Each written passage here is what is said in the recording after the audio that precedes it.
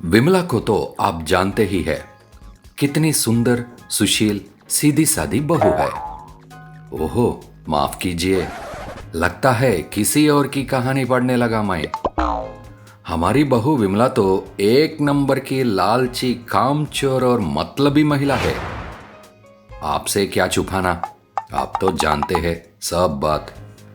खैर चलिए, सुना है विमला के मोहल्ले में कोई नई महिला आई है। घर वाले उसे कमला के नाम से जानते हैं। जब से कमला विमला के मोहल्ले में आई है, दोनों के बीच जरा भी नहीं बनती।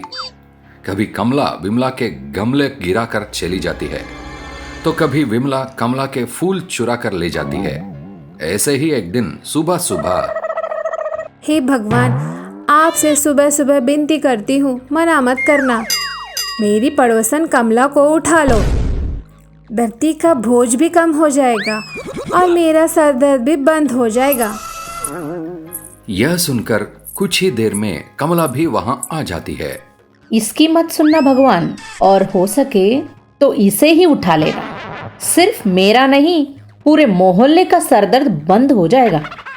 चल हट झूठी, तू चली गई ना तो मैं पूरे मोहल्ले में मिठाइयाँ बंटवाऊंगी। मिठाइयाँ तो तू चली गई तो मोहल्ले में मिठाइयाँ भी बांटूंगी और पटाखे भी फोड़ूंगी। दोनों एक दूसरे से बहस कर ही रही होती है कि दोनों को चांदी का एक बर्तन दिखाई देता है, जिसका ढक्कन ऊपर से बंद है। दोनों की दोनों उस बर्तन को पाने के लिए दौड़ लगा देती है। दोनों एक ही साथ उस बर्तन तक पहुंचती है और उस बर्तन के लिए आपस में हाथ पाई करने लगती है। दोनों की लड़ाई में बर्तन का ढक्कन खुल जाता है और उसमें से एक चमकती हुई आकृति बाहर आती है और बाहर आकर धुएं के इंसान का रूप लेती है। इसे देखकर कमला बोलती है, भूत! भूत? तू चुड़ैल है, तेरा परिवार चुड़ैल है, तेरा पूरा खानदान चुड़ैल है। अरे अक्ल की अंधी तो पहले से ही थी, लगता है आंख की भी अंधी हो गई हो। बस सामने दिखाई नहीं देता भूत तेरे को। बाप रे, भूत! भूत को देखकर दोनों अपनी दुश्मनी भूलकर भागने लगती है। भूत भी उनके पीछे हो लेता है, पर वह उन्हें डराना नहीं चाहता, बल्कि उन्हें बोल रहा है, सुनिए सुनिए, 2 मिनट सुनिए, डरो मत, मैं तुम्हें कुछ नहीं करूंगा। तुमने 1000 साल बाद मुझे उस बर्तन की कैद से आजाद किया है। मैं तुम दोनों को कुछ देना चाहता हूं। मैं तुम दोनों को 3 विश दूंगा। हम दोनों को 3-3 या फिर हम दोनों को मिलाकर 3? इस चुड़ैल को क्यों? तीनों के तीनों विश मुझे मिलने चाहिए। कमला और विमला एक बार फिर शुरू हो जाते हैं। दोनों एक दूसरे पर चिल्लाने लगती है और देखते ही देखते फिर से हाथ पाई शुरू हो जाती है। भूत जैसे जैसे उन दोनों को एक बार फिर शांत करता है और दोनों के मुंह में पट्टी लगा देता है, ताकि दोनों एक दूसरे से बोल ना सके। देखो तो मैं सीधा साधा भूत मिल गया है, तो उसका फायदा मत उठाओ। तुम दोनों की समस्या मैं हल किया देता हूँ। सबसे पहली बात, तुम दोनों को कुल मिलाकर 3 विश मिलेंगे। कमला को 1 विश मिलेगी और विमला को 2 विश मिलेगी, क्योंकि विमला की नजर उस बर्तन पर पहले गई थी। मुझे पता है तुम दोनों एक दूसरे की शक्ल नहीं देखना चाहती, इसलिए मैं तुम दोनों के घर पर छोड़ देता हूँ और फिर दोनों को घर में आके मैं उसकी विश पूछूंगा, ठीक है? और हाँ, मैं यह भी समझ गया हूँ कि तुम दोनों एक दूसरे की जानी दुश्मन हो, इसलिए यह ध्यान रखना कि जो एक की जो भी विश होगी, दूसरे को उससे दुगना मिलेगा। भूत दोनों को उनके घर छोड़ाता है और सबसे पहले विमला से जाकर पूछता है कि उसकी विश क्या है। मुझे तो 100 करोड़ रुपए मिलने चाहिए। विमला को 100 करोड़ रुपए मिल जाते हैं और कमला के घर से आवाज आती है कि हमें तो 200 करोड़ रुपए मिले हैं। कुछ देर बाद भूत कमला के घर पहुंचता है और उससे उसकी विश पूछता है। मुझे खरे सोने का बना एक घर चाहिए। कमला को खरे सोने का बना एक बड़ा सा घर मिलता है और कुछ देर बाद विमला के घर से आवाज आती है, हमें सोने के 2 घर मिले हैं। भूत अंतिम बार विमला के घर जाता है, उसकी अंतिम इच्छा बोले तो 3rd विश पूछने के लिए। देखिए भूत भाई साहब, मना मत करिएगा। बिल्कुल नहीं करूंगा, आप जो बोलेंगे वह मिलेगा। एक काम कीजिए, मुझे मार मार कर अधमरा कर दीजिए। भूत ना चाहते हुए भी वही करता है जो विमला ने मांगा था। वह उसे मार मार कर अधमरा कर देता है। कुछ ही देर में दूसरे घर से आवाज आती है, अरे भूत ने कमला को मार डाला। यह सुनकर अधमरी विमला के चेहरे में मुस्कान आ जाती है। तो देखा ना आपने, लोग दुश्मनी निभाने के लिए क्या क्या करते हैं। भूत इंटेलिजेंट था, इसलिए उसने दोनों को एक दूसरे से दुगना देने की बात कही। पर विमला भी पीछे नहीं थी। उसके बदले की इच्छा किसी भी इंटेलिजेंट भूत के सामने रुकने नहीं वाली थी। देखते हैं हमारी लालची बहू आगे की एपिसोड में क्या करती है। एक गांव में सोहनलाल नाम का एक आदमी रहता था। उसके पास 8 बकरियां थी।